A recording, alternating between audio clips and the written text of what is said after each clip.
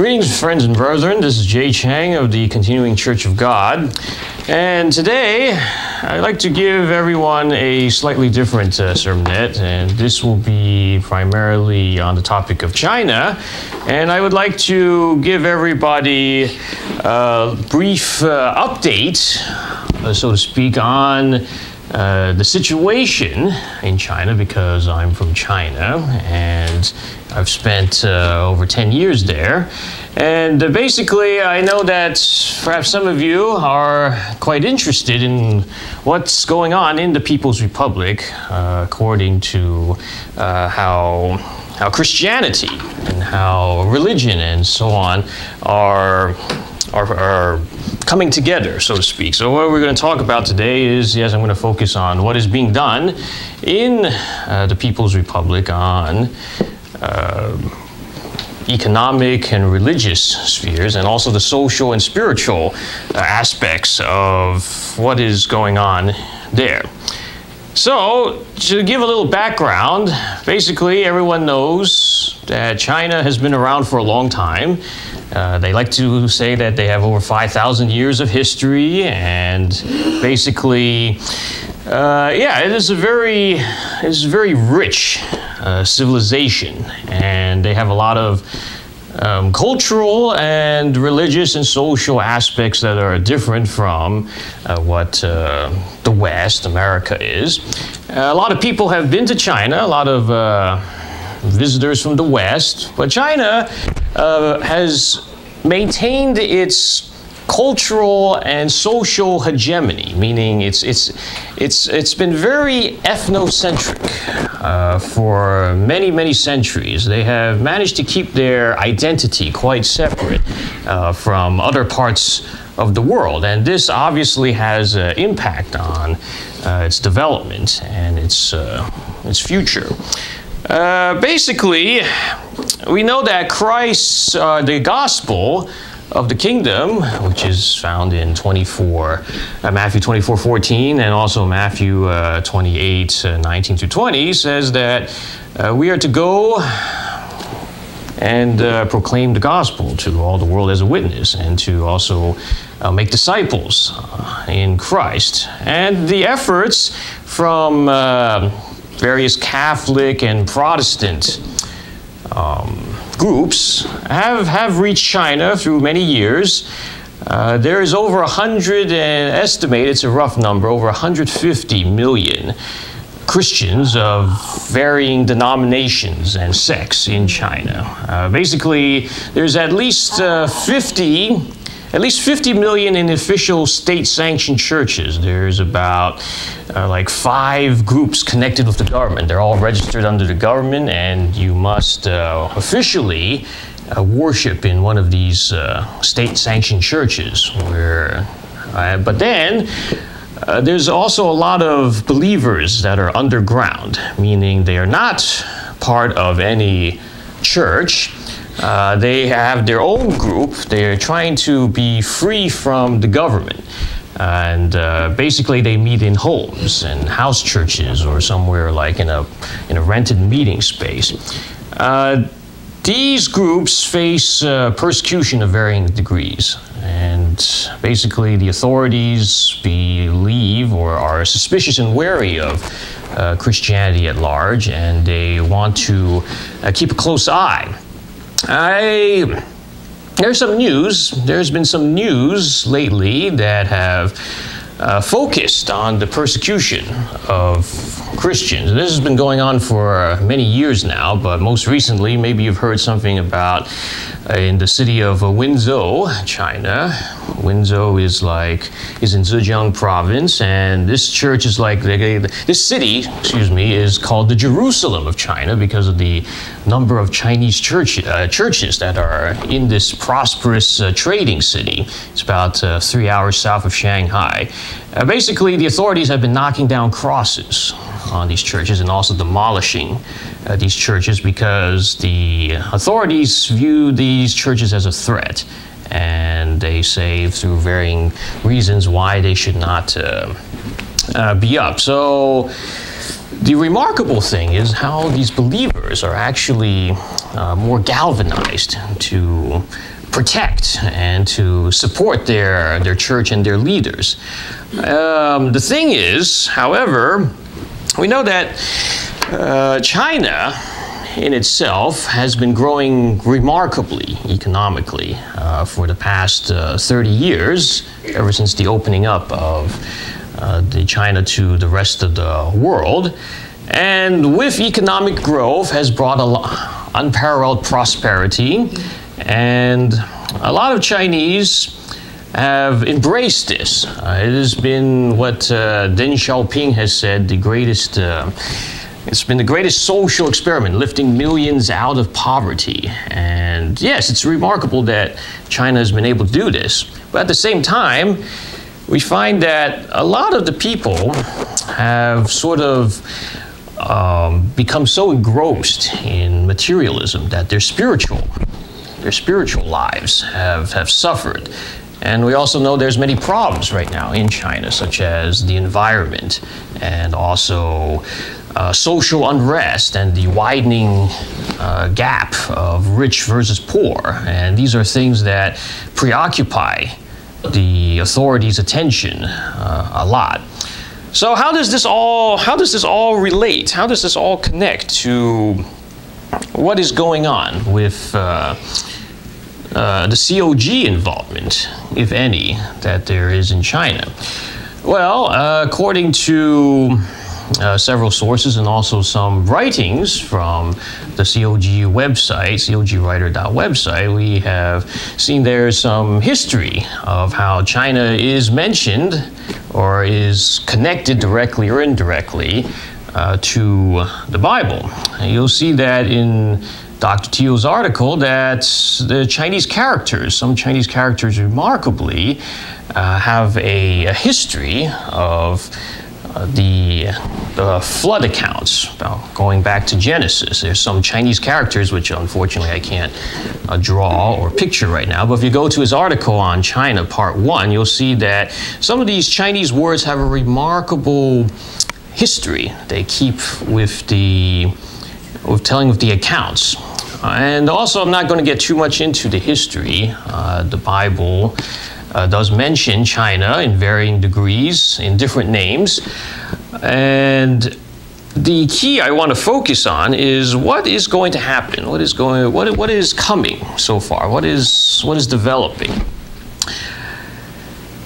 It is true that from previous videos you may have watched on CCOG, Continuing Church of God, and also on Bible News Prophecy, that China is making strides to integrate itself more fully with the world.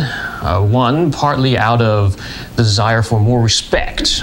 They want to become more well-respected in the world. They want to become more accepted in the world, and thus, Bible prophecy shows that in the future, China will align more closely with the coming beast power, and basically, this beast power will prosper the world through trade and economic links. We can already see some of this evidence starting to happen. Basically, just a few days ago, from the Chinese premier and the German chancellor had a meeting in Berlin, which they are continuing their discussions on integrating the German and Chinese economies more closely. We see that China and Europe will be cooperating much more in the coming future, and this will be to the detriment of the United States. We see that the world order is realigning, and of course China is working with Russia to delink itself from the United States economy and the US dollar. I also saw some news reports the other day that China is trying to gather up as much gold as it can to try to back itself up in case of US dollar collapse, and they're working with Russia to delink paying oil from US dollars into an alternative currency such as the Chinese yuan. We do know that in the future it will be Europe who will lead the new order for a short while. But there are efforts right now showing that China is trying to separate itself from the current standard. So, how does this connect to what will happen? Well, what is the trend moving forward for the people of China? It's nothing right now is clear. There's a lot of changes right now, but we can be sure that in the future, as the Bible does say in several books, mainly in Revelation, that there will be a multitude of tongues, a multitude of peoples from the east and the west and the north and the south, who will come and embrace Christ's message. And many of them will be saved. Many of them will come to accept this gospel. And though many who are first shall be last, and many who are last shall be first. Now, what does this mean? This means that in Asia generally, there's over 4 billion people living in Asia. China, India, over 1 billion, 1.5 billion each. And then we also have Japan and Korea and Southeast Asia. There are many, many nations who are waiting, who will have this chance to hear this message, this gospel in the future. So what does this mean? How might this come about? Well, I have two thoughts on this. One is, we know that the current situation with the U.S. economy, with its debt, and also with the changing world, global economic situation, is going to portend something that is not very pleasant in the future. And this will affect lots of people where it hurts, which is your wallet. And many people have put their faith in mammon. But as the Bible says, that we cannot love God and mammon at the same time. Eventually, people will have to make a choice, especially when it comes to money. So, when the economic crisis, the economic collapse, as many have talked about, comes to pass, many, perhaps all of the world will be affected to varying degrees. And this will prompt a spiritual awakening. Basically, in the sense that when you lose one part that's very important to you, a lot of people will just say, what did I just live for? What was all of this about? The Chinese, I believe, will be affected by this. And they will try to find some way to salvage themselves out of this. In this case, and then with the continuing world crises in the climate, and also the signs that Jesus has said about famines and pestilences and wars and rumors of wars, these things will help to awaken the people's desire to change themselves. But of course, as has been mentioned, that most people will not accept nor hear Christ's message until after the start of the Great Tribulation. This has a bit while longer to play out.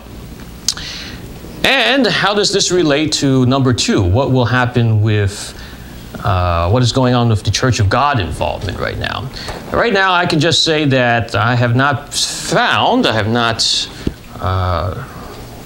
been to any Church of God, COG related services. There's no other people that I know of right now who are there that I've seen, but I believe there are. Herbert Armstrong himself went to China twice and obviously held some meetings there in China, in Beijing, and he also visited Shanghai and Hong Kong. God used him to bring a witness to China, and I believe that in the near future there will be another witness, a stronger witness to the Chinese people and Asia in general. Right now, in CCOG, the efforts for spreading the gospel and reaching out to people in Asia. We have cogwriter.com and also ccog.org, and also the Asia-focused ccog.asia websites, which has some articles in Mandarin, Chinese, and also some other languages in Asia, where is a witness being broadcast into China.